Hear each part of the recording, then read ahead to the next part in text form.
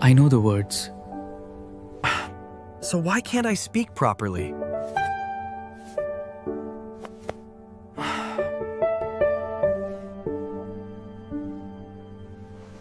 Every time I try, my mind just goes blank.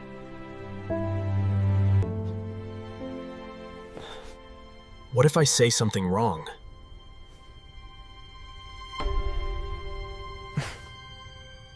What if people laugh?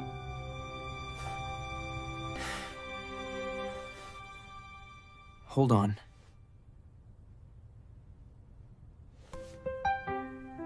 Maybe English isn't the real problem. Maybe it's how my brain learned it. That's when things started to change.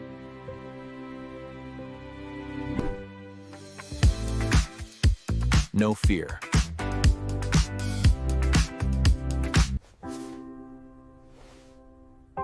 No pressure. Just real, simple English. Just real, simple English. On Parstrange on Stress.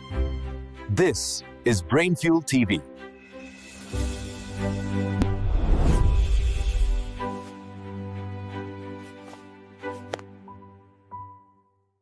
Train your mind and speak with confidence.